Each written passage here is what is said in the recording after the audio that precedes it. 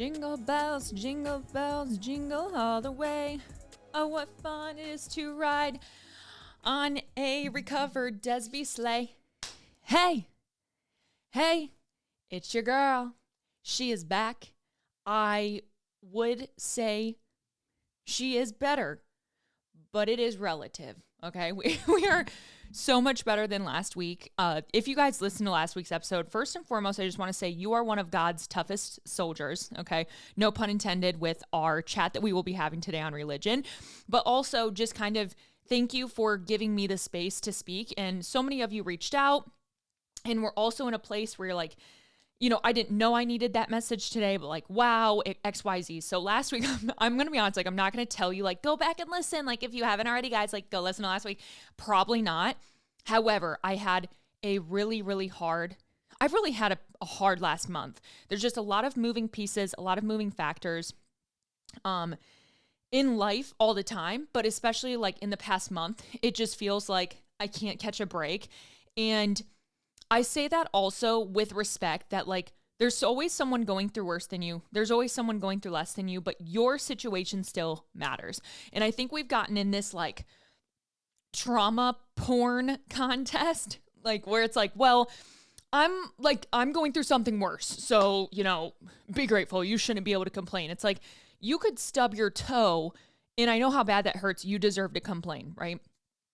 So it's all relative, right? And I think we all need to hold space for our own emotions and our own experiences that we're going through. But it was just a really tough week. And so I'm glad to report I am back. I'm better.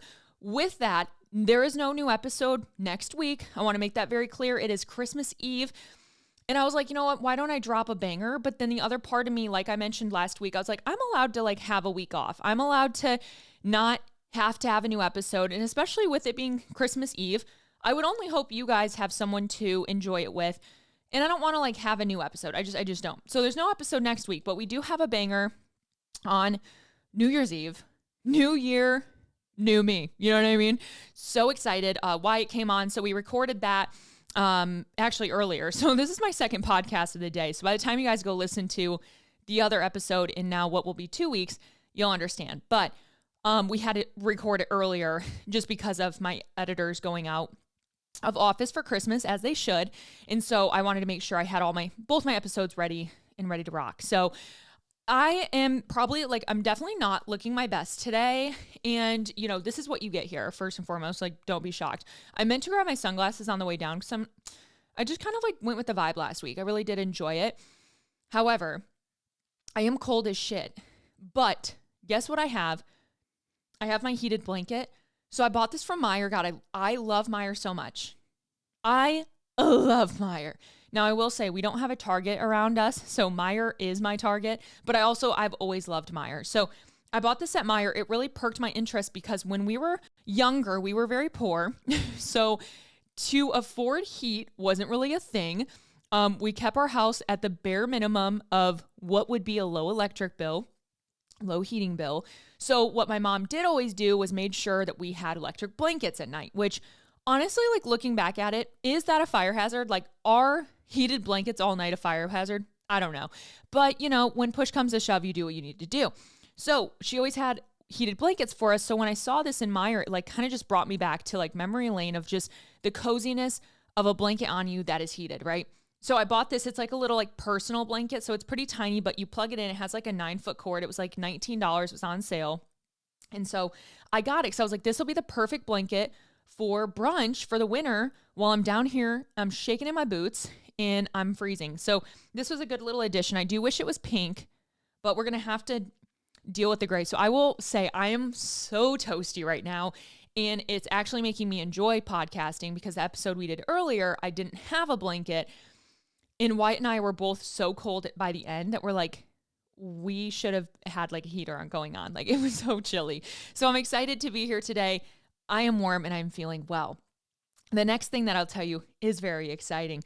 You guys know I am a phone case whore. Okay. If there's a case, I'ma have it. All right. I have been very conscious ever since getting my new phone of limiting my case purchases. I have been very aware of my addiction. I have admitted my addiction and I'm now seeking help in my addiction. However, this did not help because there has been, okay, so for so many years, I always ask people, what are your guys' favorite cases? Because I will try them all, okay? One case in particular that a lot of people always said was a brand called Wally. It might be Wally, might be Wally. I think it's Wally. I don't think I'm mispronouncing it here. You never know when you get internet-based brands, right? Like what you're saying and what it is. So they've always said that. However, when I went to go look at them probably about a year ago now, most of the cases were just a little boring for me, like too neutral. And you guys know me, okay? Look at the background. I want pink. I want fun. So anyways, Wally reached out to me about 2 weeks ago now, and they're like, hey, we would love to have you on like as an ambassador, an affiliate.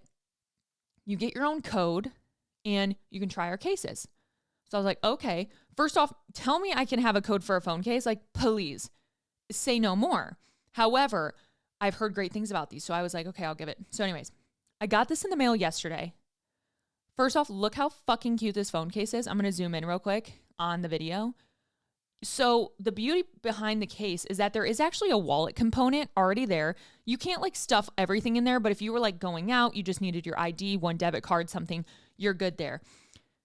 Then you have this like elastic thumb loop or like finger loop. So it's not like a pop socket. It's not like the cases or the things that you kind of attach to a case to make it like this. It's very naturally integrated. I have been loving it. There's so many different like orientations I can put my fingers into it. It just feels very supported. I've really been loving it. And this case specifically is so fucking cute. For those of you not watching because you're losers, there's like a black speckling with a white background on it. And then we have like an orange, a light pink, and a neon pink lightning bolt.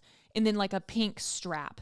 So cute. So the good news is you can now use code DESB10 to get 10% off your Wally order. So if you're a phone case addict like me, go ahead. I think this phone case is called like the Flash or something like that. So I'm super pumped. I love phone cases. And this is actually my first like code I've ever had with a phone case. Isn't that shocking? That's jarring to me. So we're dipping our toes into new spaces, ladies. We have phone cases now. We got skincare. We have athletic wear. We have, what else do we have? Baby stuff. We have supplements. We have, you get it. I'm everywhere. Okay. No shame in my game. So I'm very excited. With that, you know, this past week, I had been going through my downhill battle to get back uphill. And so I didn't really have like the most time to really dive into pop culture, but I needed an escape from my reality. So I was like, whose life can I sulk in more? Okay. First off, I upset a lot of people on Instagram and TikTok this week. I reposted my little religion snippet from 2 episodes ago. It got almost, I think, 900,000 views on TikTok, like 70,000 likes, hundreds and maybe thousands of comments. A lot of people, it ended on the right side there. Let me tell you that. It was on the right side of TikTok. Like a lot of people felt very seen. They were like, preach, you know, no pun intended. Like, do we say preach? Like, I don't know. Anyways, all jokes. Then I put it on Instagram. That shit also went viral. Or like, you know, Instagram viral. I think it's like maybe 300,000 views right now. Let's actually look at what the people are saying, because let me tell you, there were a lot of pissed off men in the chat. And the thing that is most interesting to me, and again, we will chat about this in a minute, is that the majority of people who were so angry in these comments were men, who is what I notice benefits the most from Christianity, which is what I was like speaking about. And we'll get into it in a second. So it has 543,000 plays. And yeah, just not a lot of happy campers in that. So I pissed off a lot of people this week. So that had me pretty distracted as well, but also all in good faith, no pun intended. Because I think that it's important to question things. Like it's important to question ideologies, or else like we're all fucking sheep. Like we're just following whatever everyone's saying. And whether that has to do with like your own personal beliefs, questioning like your boss at your job, questioning your teachers in school, questioning, again, religion, questioning the government, questioning politics, whatever. If you're not thinking for yourself, you're the problem. Like, you have to be able to think and ask questions, even if it's awkward. What happens to us after we die? Like, why does no one want to talk about that? It's because it's awkward. But by questioning it, it's just important. And it doesn't mean that like in 2 years, maybe I'm going to be like rawing for Jesus again. It doesn't mean that right now I'm like anti-biblical, anti-Christianity, anti-religion. It just means I don't know. And like, who actually does? None of us fucking lived BC, okay? We have the Bible. Who are we sure? It's like a big game of telephone. Like, how do we know what was really real? No one is here from that time. We're going off of like old text messages, it feels like. So anyways, we'll keep breaking into that in a minute. I promise you that. However, I wanted to get into a few clippings from this week that had me shattered. Number one, again, this is a couple weeks ago because now we're rehashing a few things of where I was just way too upset to talk about. But Taylor and Travis, they were at Arrowhead this past weekend. So she went to his game again. They released a little bit more like romantic photo. She's kissing him on the cheek. It just is so high school. It's so High School Musical. Then you gonna let it go. It's the best part we'll ever know. Jump into the future. You guys know the song, but hold on to High School Musical. Shout out to my Troy, Zac Efron, for also getting his Hollywood Hall of Fame star on the ground this week. Okay, love you, baby. Mwah, Troy forever. However, Taylor and Travis slaying, okay, killing it. She did also get Times Woman of the Year.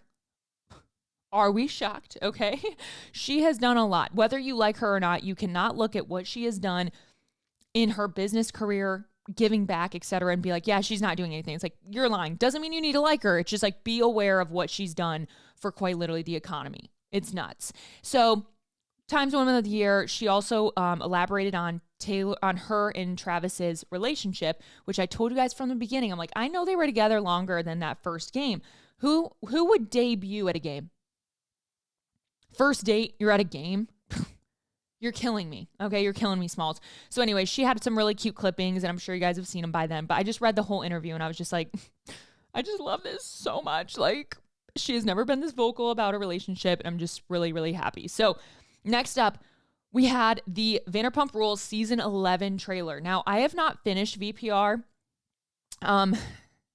I could probably use the drama right now. Like, I think I could revisit it and feel pretty good. But I've been stuck on, like, Plathville. I was doing my Golden Bachelor, etc. So, that's where I had been. However, Sheena and Tom Schwartz have made out. I don't know when. We don't know how. But with how hard Sheena was going on cheating, X, Y, blah, blah, blah, to see this bombshell dropped in the trailer, my jaw was dislocated because Tom and Katie were together. And again, I can't really speak on where their relationship is now. And don't ruin it for me. I just don't know.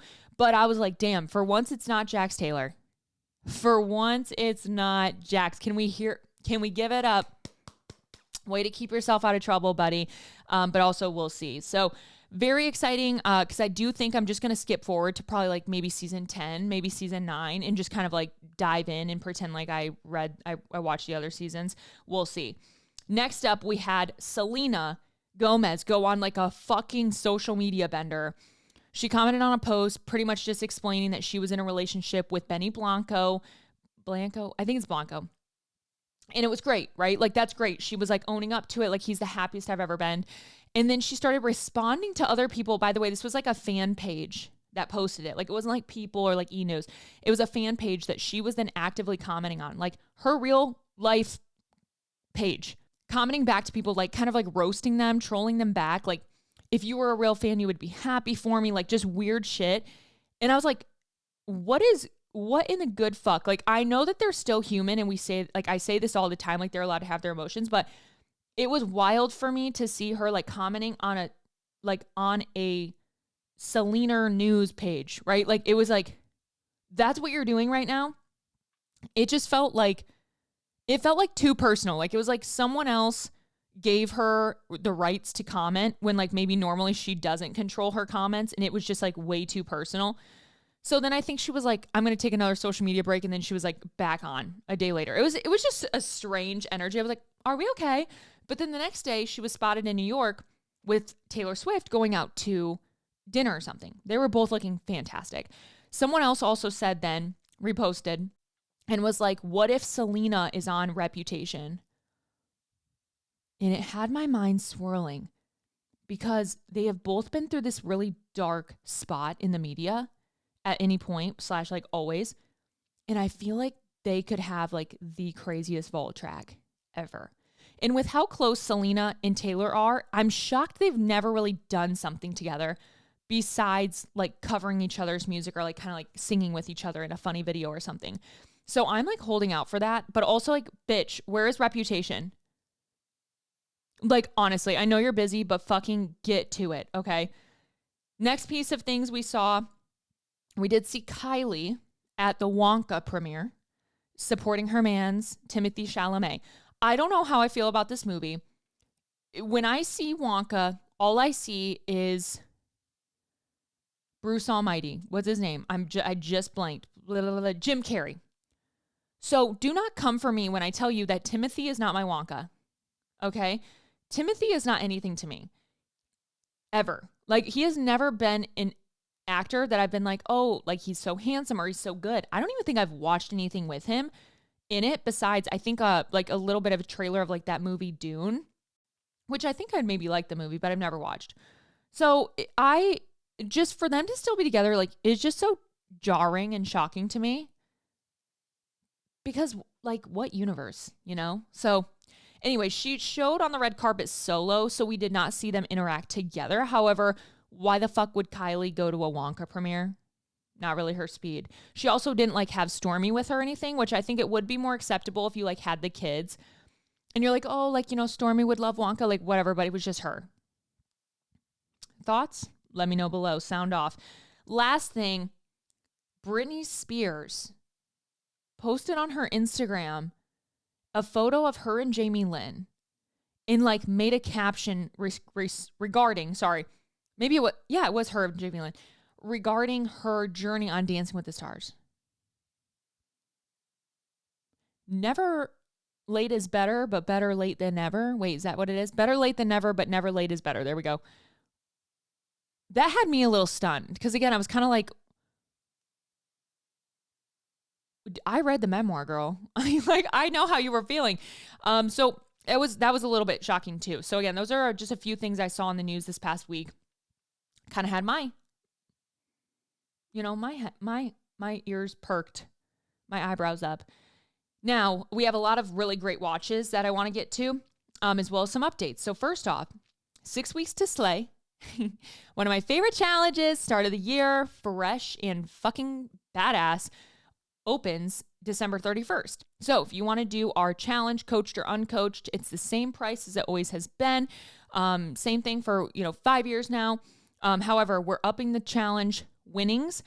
Top winner will win $1,200 cash, as well as free entrance into the next challenge with a friend. Second place will win $850 cash with free entrance into the next challenge. And then the third place winner will win $500 cash plus a free month of membership, or maybe 3 months of membership. Fit Duo prize wins $750. So two of you can enter as like a duo. You could split the $750 or one of you takes it, whatever you want to do. And then we also have prizes going throughout with mini challenges. We're actually doing a DBFT etched logo on a Hydro Jug neon pink traveler. So if you are someone who you like prizes, you like accountability, you like community, 6 weeks to slay is where it's at. Also, I will say we have a huge twist coming into 6 weeks to slay, and you will want to be a part of it. That's all I have to say. The love I have for coaching, the passion I have for women, specifically postpartum, specifically working women, specifically busy women, etc., all women. I started DBFT in 2016, selling workout plans on campus to people on Cash App. And I started then the rest of DBFT working a 40-hour week job, staying up at night, working at my mother-in-law's bar stools at our bar top, working on my little Microsoft Surface tablet. And it has just really come so far. And at the end of the day, it's always a full circle moment that it is my baby. You know, my baby will continue to thrive and flourish. And I care about my baby, and the show goes on and we keep crushing it and we keep evolving. And that's my biggest thing for 2024 is the past couple years have been so crazy with like the kids and motherhood and adjusting, and honestly, just like the fucking trauma I gone through with pregnancy. There hasn't been a ton of like evolution, you know, besides like the membership and like doing like programs here and there, etc. But like, I'm so hungry to just like level the fuck up and just keep being like the best coaching and challenge out there. I'm not saying the biggest, right? I am not a Katie Hearn. I am not Whitney Simmons. I am not Chrissy Chella. I'm not Hannah Oberg or whoever else has like these big apps and big followings. That's not who I am. But that doesn't mean that they're the best. No offense. I'm the best. DBFT is the best. We might not be the biggest, but we are the best and we do it the best. And I fucking stand by that.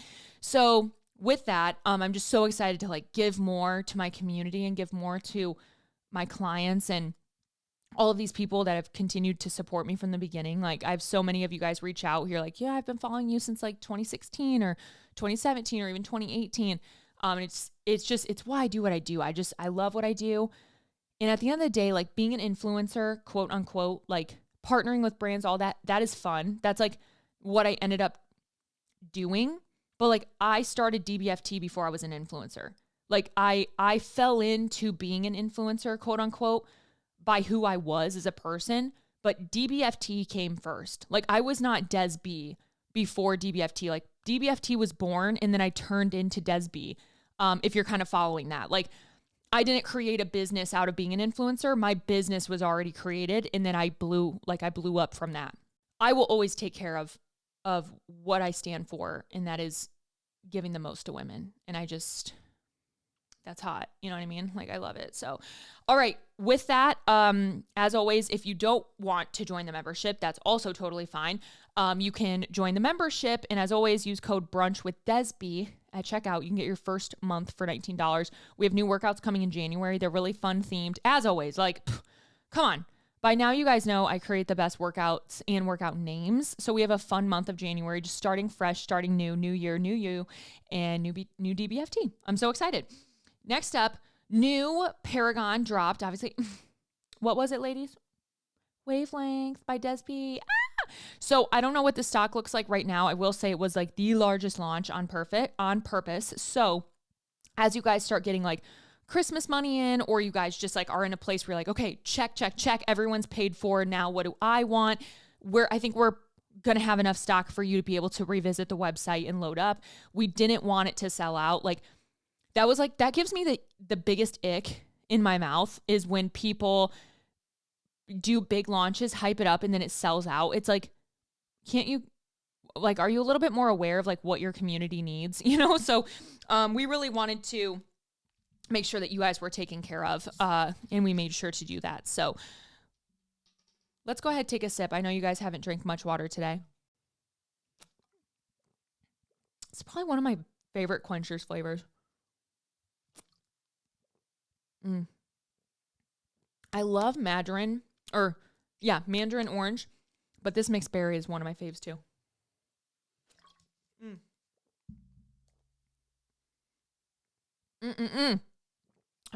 So coming in January, we do have new Buff Bunny.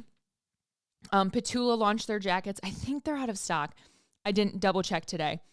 And then we have probably new Petula launch, I would assume, in January as well. So when in doubt, Desb at checkout. You guys know the vibes.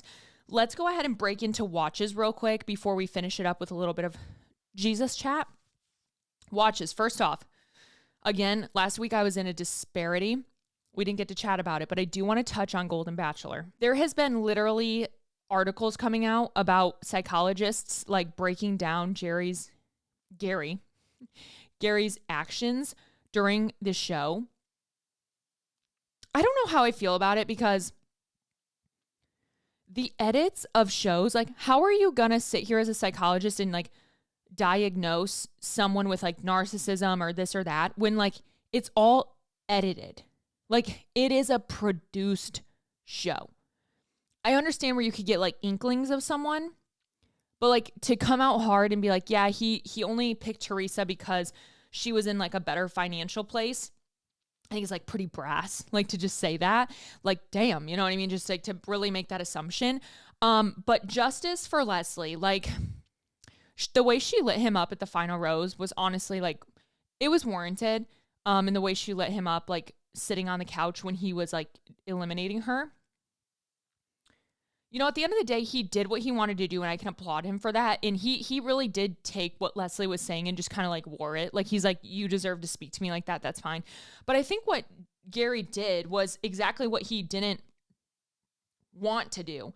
And that was tell every single one of them that he loved them and that he pictured a future with them. And like, so I think that's where like the show gets so messy, is that you do get so caught up in your emotions that you end up saying shit because you're like kind of in the moment and you're only seeing your tunnel vision on this one person with you. And it just gets them all in trouble. Like the same thing happened, I mean, with a lot of seasons, but specifically I can remember Ben Higgins' season with Lauren Brunchell and then Joelle Fletcher. He did the same shit. And she was so upset that he said, I love you to her. And then finding out he did it to Lauren too.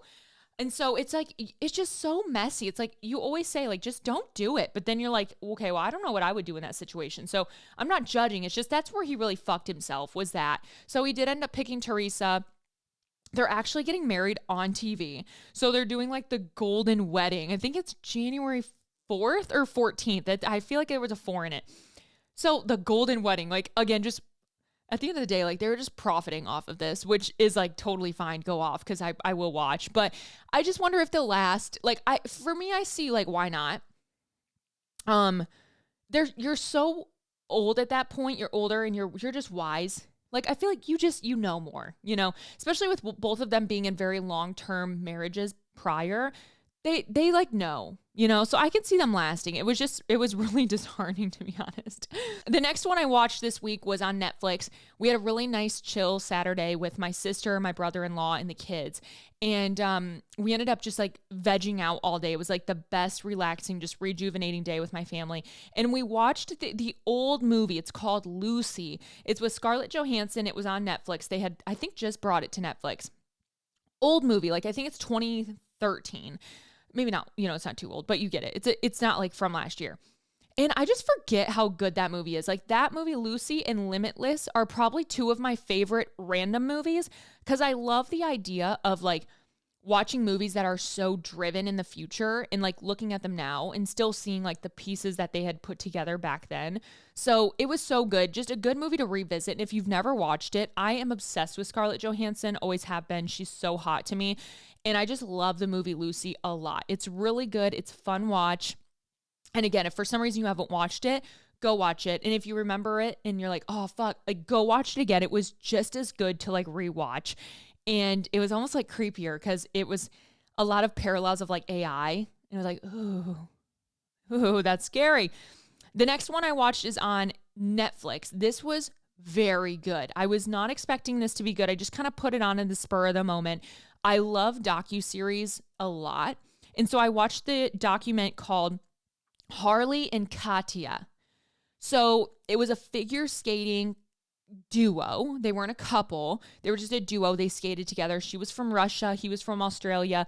Literally did not speak each other's languages, but they were both phenomenal skaters who needed a duo, like a pair partner, in order to skate professionally at like the Olympics, XYZ. So I don't want to ruin it for you. If this sounds interesting to you, go watch it. If you want to watch it, fast forward because I'm going to ruin it. 3, 2, 1.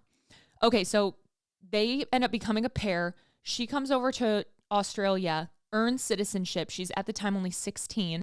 He at the time was 18 or 19. So he was older than her again. This wasn't like sexual or anything in nature. It was just a platonic like skating partner. And so she ended up coming over, getting citizenship, and competed as an Australian skater, although she was like Russian. So at this point, they did everything by the book. They were skating nonstop. They had 2 very, very hard coaches. But they ended up just like winning. Like a phenomenal ride of just like, holy fuck. They've been skating with each other for like months at this point. They're just doing amazing. So fast forward, Katya is like not very supported because she like doesn't speak the same language. All the reporters like only go to this Harley kid, the guy, because they can't understand Katya. Like there was just no extra support for her in Australia. And that's kind of where it got to with the story, was that like we need to support young athletes, number one, and number two, when we have international athletes, international people, etc. Like there needs to be interpreters, there needs to be support, there needs to be mental health help, especially in sports. And this is something I'm very passionate about because it reminds me of not just myself and my situation with the NCAA, but with Wyatt and his situation with the NCAA. Once he was done playing football, the day that I was cut from the volleyball team, it was just like, ta-ta, go figure it the fuck out. Go fucking figure it out, right? Like NCAA athletes, NCAA athletes, athletes around the world who play professional sports in general, you're kind of spoon-fed. What? You're kind of spoon-fed. Everything's kind of just handed to you, but it's because that's your job. Like you're doing so much as an athlete. You don't have the time to book your classes, to do whatever, you know, you get it. So that was like really sad to see that happen. And so I was kind of feeling her on an emotional side of just being thrown into the situation, not being supported. So anyways, fast forward, they had a fallout, blah, blah, blah. Here's where it gets crazy. She ends up quitting skating because she ends up having epilepsy, and she drank herself to almost death, like liver, like alcohol, like not good. So she ends up having to go to a point of going back to Russia to her family. No support. No one reaches out to her, XYZ, right? Like radio silence from the skating community, etc. And come to find out, she ends up jumping from a 6-story building and kills herself. That was like within the last 5 minutes. Like they dropped this fucking bomb on you and then the series is over. Now it wasn't done bad though. It was a great like documentary, but she was so depressed. She couldn't no longer skate. That's all she's done for 18 years of her life. No one supported her. No one reached out to her. Her money like was immediately taken from her. Like because she couldn't skate anymore. So it's like, sorry, we're not paying you, XYZ. Like she had no other understanding of how to be an adult. And so she killed herself.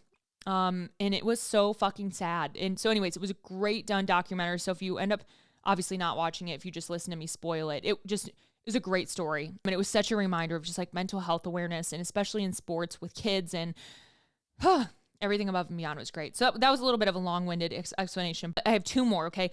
First off, Plathville, they dropped an extra episode. This is basically just Ethan and Olivia declaring their divorce, which they did a few months ago on social media anyway. But man, Olivia went in on Ethan, and it was just really sad to see them do that like on camera. I know it's a part of what they kind of like signed up for, but I do know that I think from some clippings, Olivia is still going to be in the next season, but I think they're going to maybe follow her separately.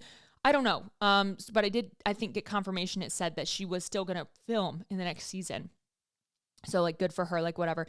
These TLC families, dude, they're ranking in so much fucking money is ungodly. Like it's crazy. So good for her. Like, you know, get your coin at the end of the day. But it was really sad. So that was good. If you haven't ever watched Plathville, it's such a good binge show. It's on TLC. I watched it on YouTube TV. You can also watch it on Hulu, and like replay it. So good. The last one, this one's going to take a minute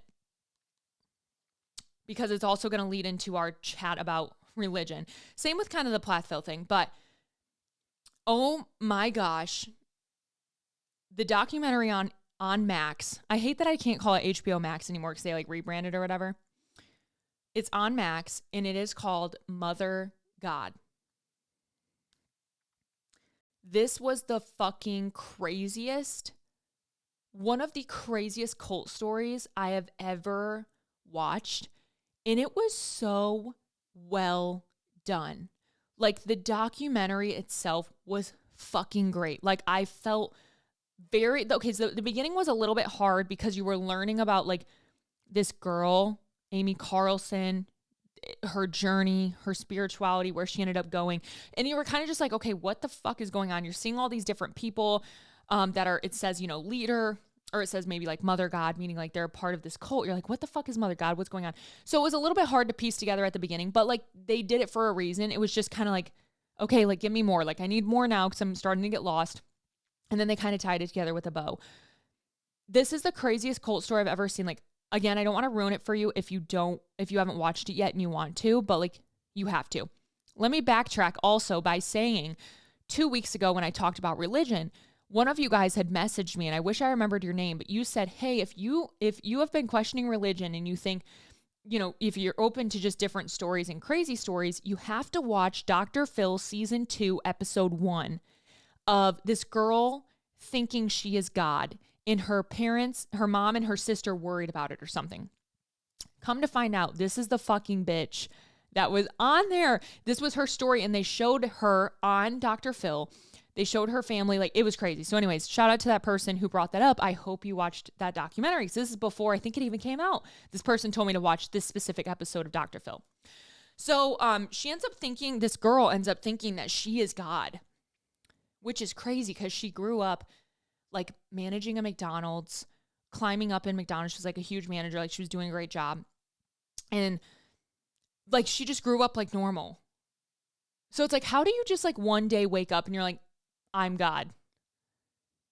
Like that's like mental illness, right? Like that's mental illness to like put yourself in a position of thinking you have real power.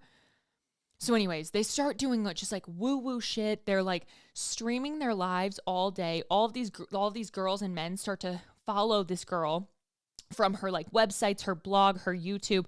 She starts going like viral. I mean, like her base, like at one point she says in the video, like our website did a record number of 45,000 hits in one day.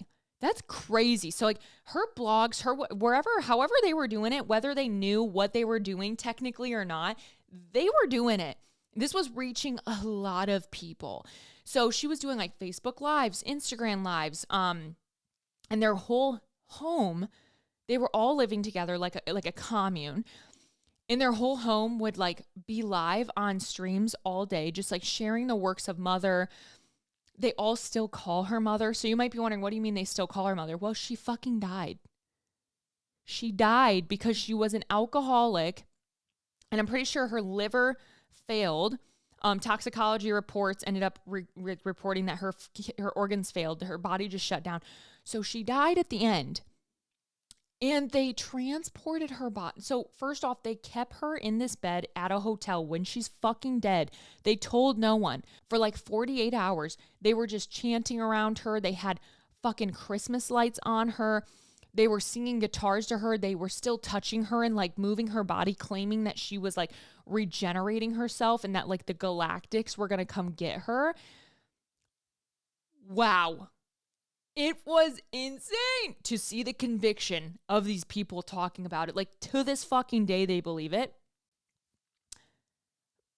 Insane. So she's fucking dead. They drive across 5 state lines, which mind you is like, what the fuck? They put her in the back seat, bro. Fucking dead. Her dead body just to transport her. Then they end up putting her in her bedroom and she mummifies in the fucking bedroom, dude. She's in a jacket. She's in, there's lights all around her, like Christmas lights. She's a fucking mummy in bed. Bro, they told no one. They didn't even report her as dead for like a few weeks, right? Until they got a welfare check by one, because Michael, which again, you would meet him and stuff if you watch it. He basically ratted him out, whatever. So if it wasn't for him, they wouldn't have told anyone that she had died. They were waiting for spaceships to pick her up. They were on so many medicinals. They were on so many shrooms. They smoked weed all the time, which like weed doesn't do crazy shit to you, but they were on psychedelics too. They were constantly drunk. Like she constantly had like a father god too. So whoever she like basically wanted to fuck, she was like, hey, you are God. You are father. Like it was fucking crazy. And the weird thing is, especially with cults, and I think we all know this, cults unintentionally, whether they're if they're led by someone a little bit loosey-goosey, they prey on the people who have past issues. Like maybe they're going through something traumatic, or they had gone through something traumatic or something. So the stories behind all the people that you know that they kind of reveal joined this cult, they're also lost themselves. And it was just so fucking sad. Because they had given up everything. Like the one guy, he was like, I cleared out all my bank accounts, I cleared out my 401k, and I gave it all to mother. Could you imagine today me saying I'm God and you guys being like, okay, I trust Des. I'm going to go live in her on her commune. I'm going to give her everything I have.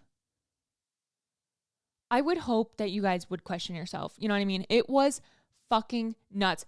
I cannot elaborate. Like, I wish I could have taken more notes and done like a full episode on this cult because it was fantastic. Like, it was crazy. I am so obsessed with cult stories, like, especially ever since the Escaping Twin Flames.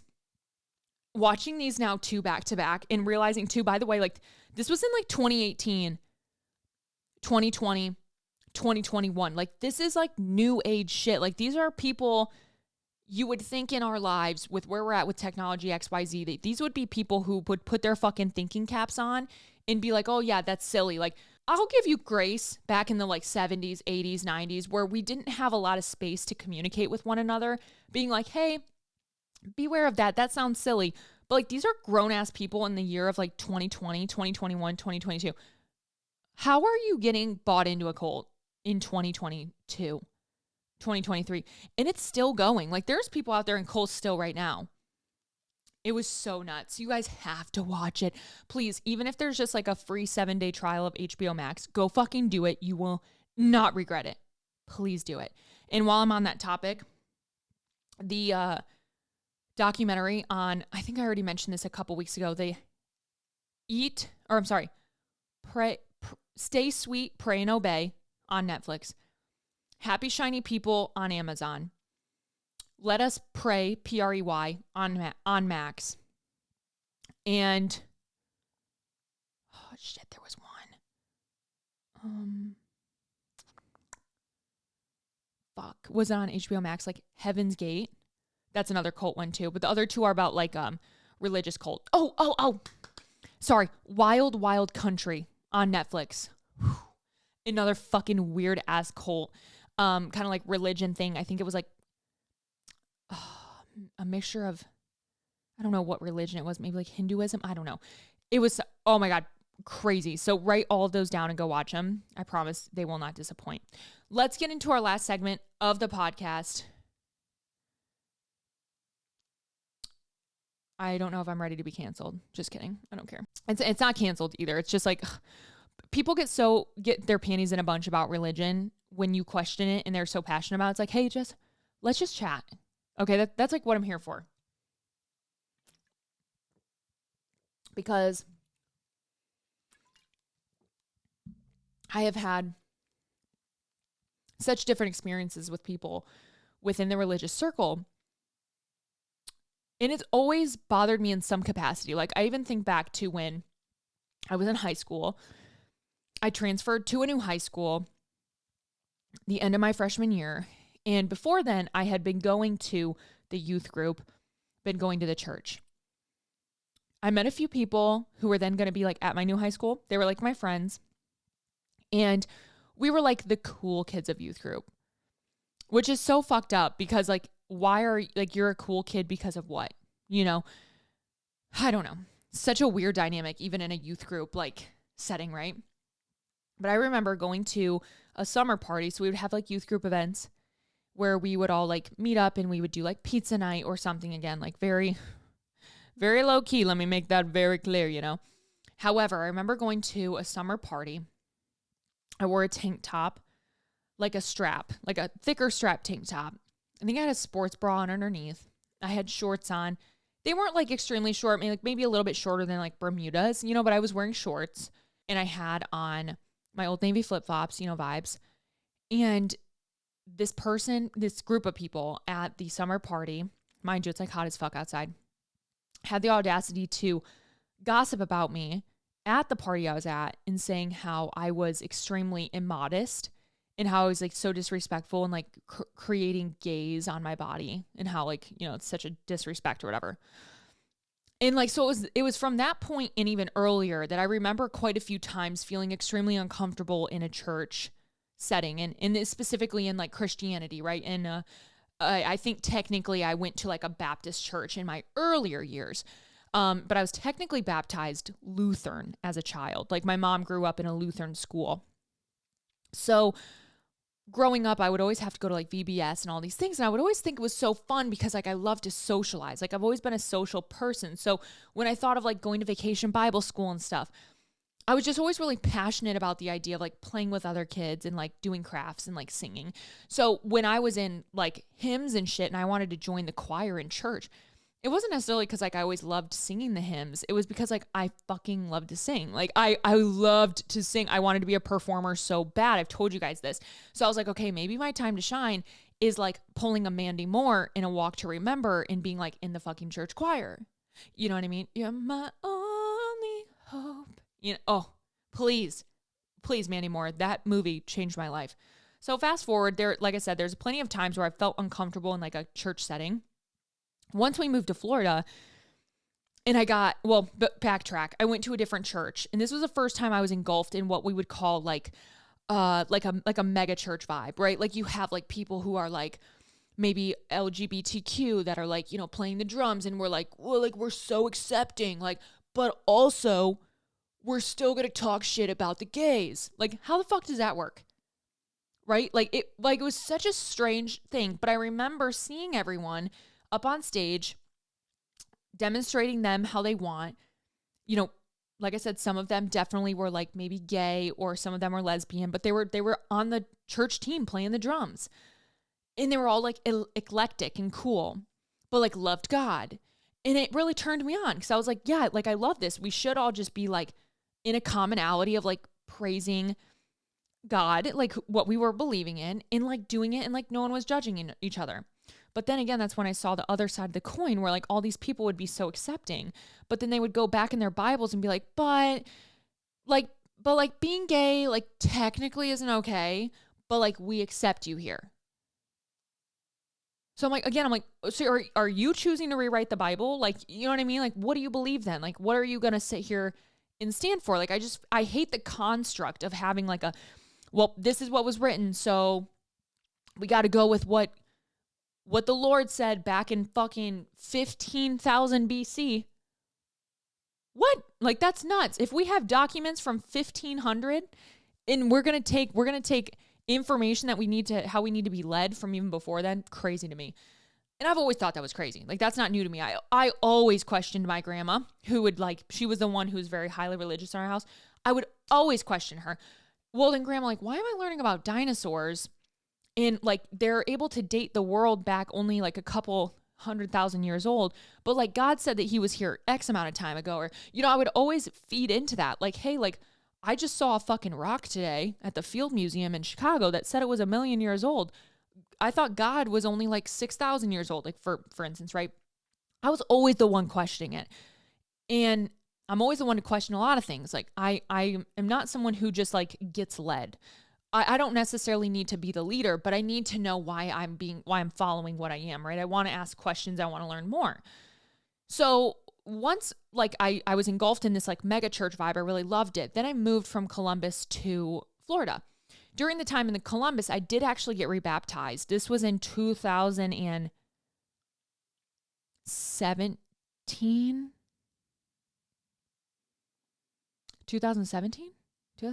I think 2017, I was baptized. And I was very passionate about my time in the church. Like it was really changing my mentality. It was changing my circumstances. You know, like I was seeing things better. I had a better outlook. Like all the things that like the Lord would do that I would know of, right? Is what I was doing. And at the time I had quite a few people around me and friends that were also highly religious and definitely impacting me. And not in a bad way, but it's like your mom always tells you, you are your 3 people that you hang out with. You are who you are who you hang out with. Like my mom always told me that since high school. And so during this point in time, I had a lot of influential like religious friends. So it made sense that like it rubbed off on me and it impacted me. And I discovered it then for myself, continued, and that's when I felt really comfortable with getting myself baptized again and redeclaring that from a point of personal choice. And to this day, like, I don't regret it. It was a great time of my life. And again, it's not that I'm like sitting here declaring that I'm atheist. I'm just sitting here saying like, I'm just struggling. You know, I ever since that time, I've just had also so many bad things happen to me, so many great things, but so many bad things. And it's just like, how is that fair? I don't know, right? Like naturally, that's what we all think. Like, why me? Like, why is like, that's not fair, whatever. And it naturally puts you in a spot of like questioning what is really out there? What does the end really look like? What happens? And I think maybe some of it does come from me having naturally like a fear of death and wondering, okay, what really does happen? And maybe it's scary to me to think that we might just go to an eternal world when like if I could have it my way tomorrow, when I pass away, I would rather be reincarnated to something. Like I really would. I think maybe that's what scares me. Like I want to be able to still like see my kids grow up.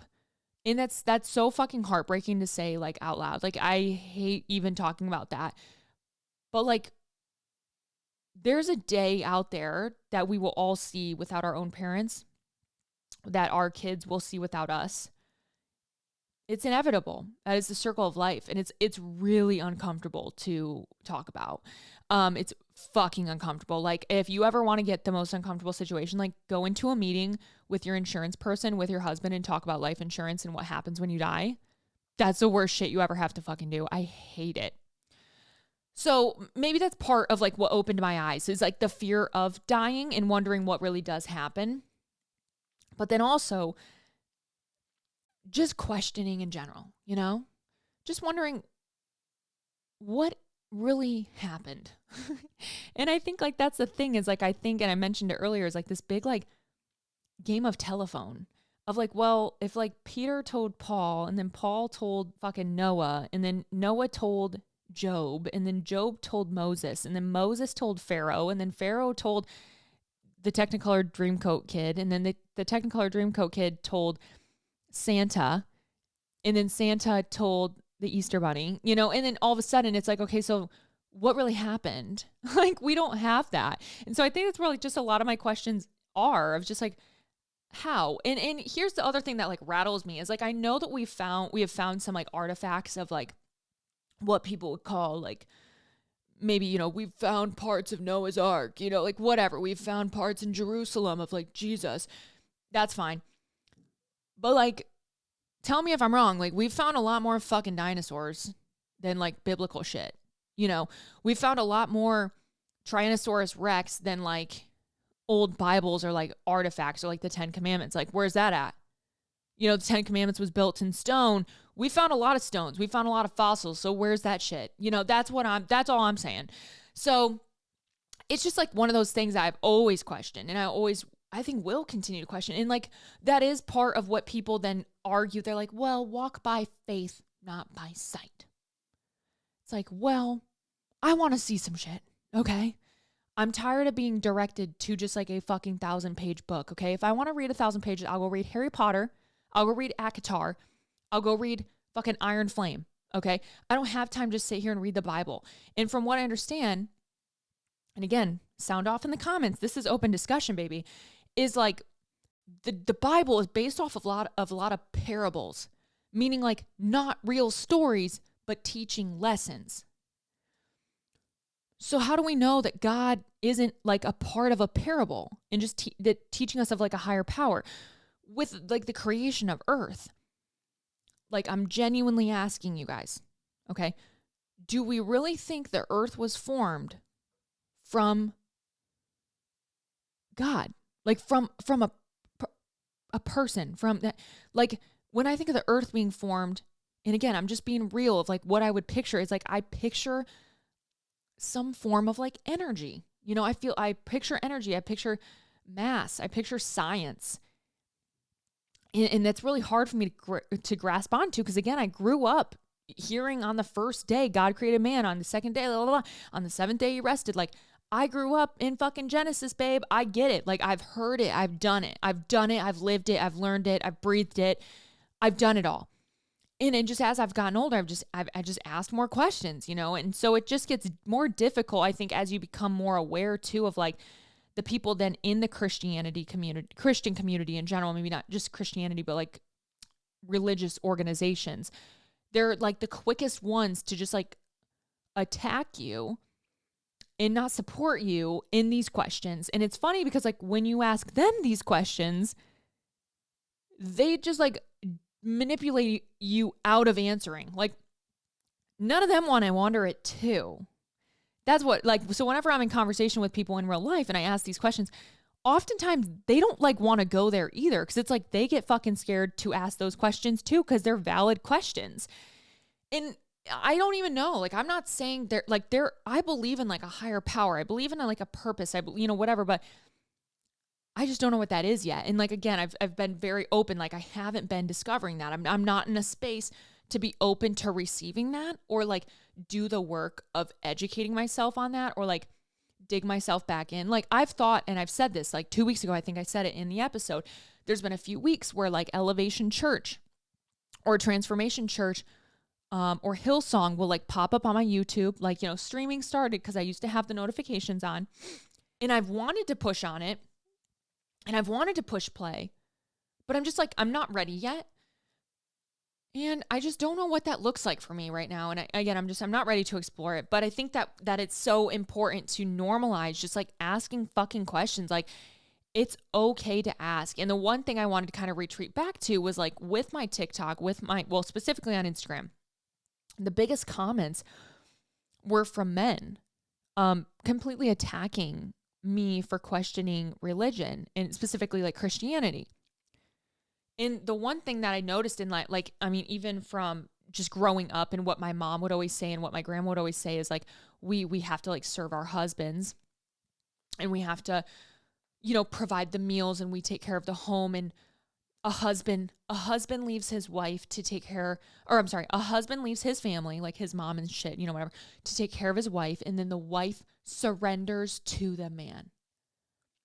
And that's how a lot of people in my family and like distant family, they operate. They do all the home cleaning. They do all the home cooking. And listen, for some people that lights them up. But even when it comes down to sexuality, when it comes down to sex in the bedroom, it's all about pleasing your husband. Pleasing your husband. Everything's pleasing your husband. Like sex, please your husband. Even if you don't want to have sex with him anyway, because you have to make him happy because he's your husband and you're a woman of God and you took on that role to be the provider of him in all needs. Like that is very traditional, right? But just like get a sense of where a lot of the community of religion specifically can go so conventional in that way, where it's like, the role of a woman is to just be exactly that. It's like to be an object, to just like be a girl, be a woman who works at home, takes care of the kids, has kids, number one, does all the fucking work, and then your husband provides for you. Now, if those are traditional values in your home that you fucking love and you thrive off of, go off. Like that's totally fine.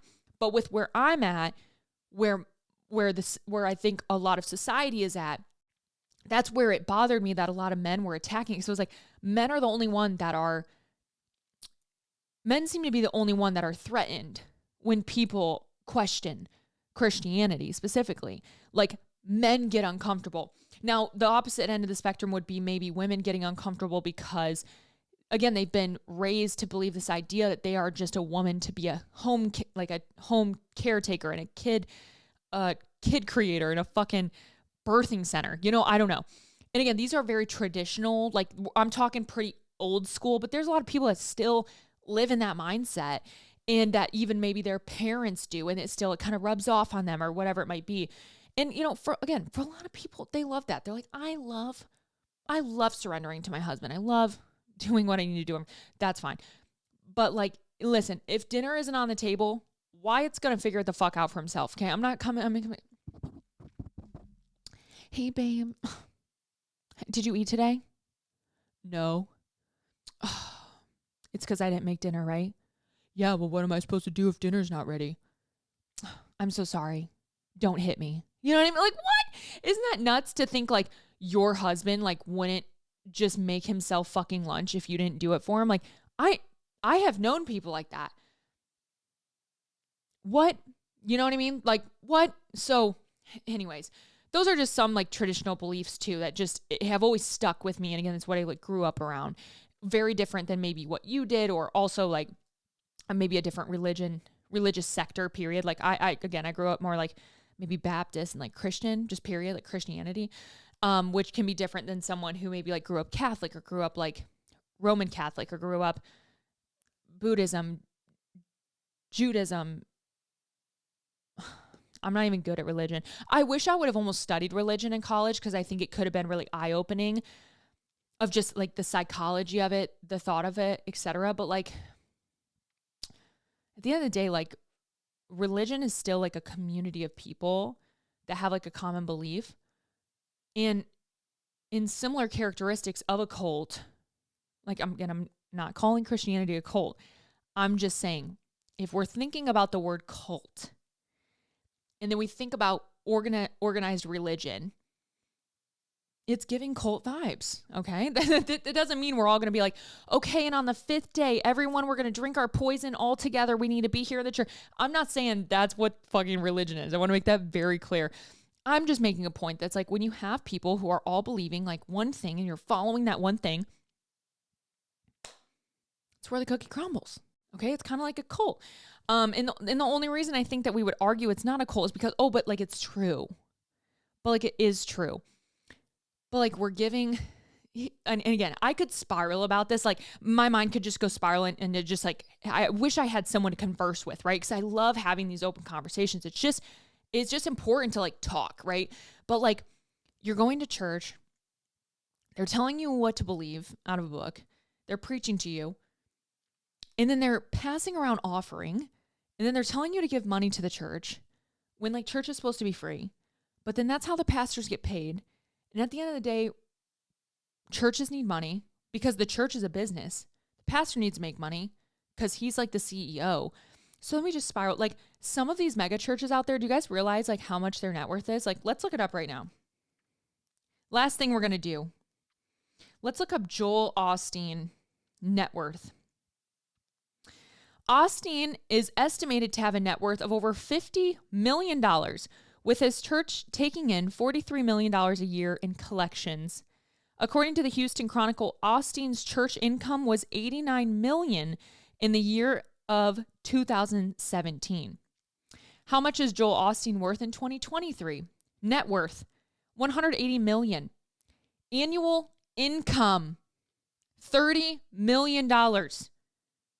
That's a fucking pastor who's still making bank. Like, and I think that's the thing is that these people are still employees, right? Like it's still their livelihood. I don't know. Isn't that weird? Like, I don't know. You could get into like the business aspect of it, of a church, and it just bothers me. Like, I wish that church couldn't pay anyone, period. Like, it was like, if you came, it was 100% fucking free. They're not asking for offering. I would rather meet in a shack. You know what I mean? Like, we'll figure it out. Let's fucking Zoom call. We'll figure it out. But you could just go down so many spirals. And this doesn't just happen like in Christianity. I'm speaking like just overall organized spirituality, you know, whatever. I don't know. So it's just been hard for me. And you can probably, after this conversation, you probably can see why. Like, it's just, there's a lot you could dive into. And I just wish I had a little bit more help when I'm ready to discuss these things. Like, I wish I could sit down with like someone in like a religious degree. You know, like, I don't want to sit down with a pastor because they're just going to like manipulate me. Like, I want to talk to someone who's just very educated in religion, right? And that would be really fun for me. So if that's you, hey, sound off in the comments, let me know. But that's all I have to say today. I could keep talking. Like, I want to make it very clear. I could keep talking for like an hour. And I really wish someone was here to like communicate with me, because I often feel like a black sheep of like, am I the asshole for like questioning this, you know?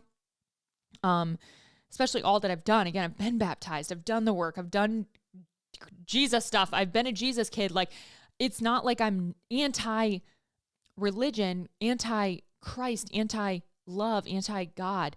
I just like want to figure it out for me, truly for me, without outside influence. So I'm just kind of sharing that journey Wow. So anyways, it's now almost 9:00 p.m. I need to go hit the hay. I need to go listen to some more cult stuff. Get my mind off God. You know what I mean? Shout out to also the skin bar, blah, my esthetician here in town. She gave me this cute sweatshirt with her embroidered logo on it. So cute. And yeah, love you guys. Mwah. Love you. Stay safe out there.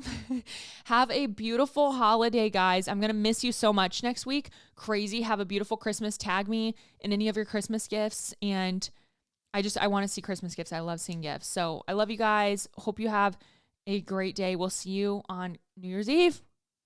Bright and early and bushy-tailed. Love you guys. See you next week. Well, oh shit. See you in 2 weeks. Bye.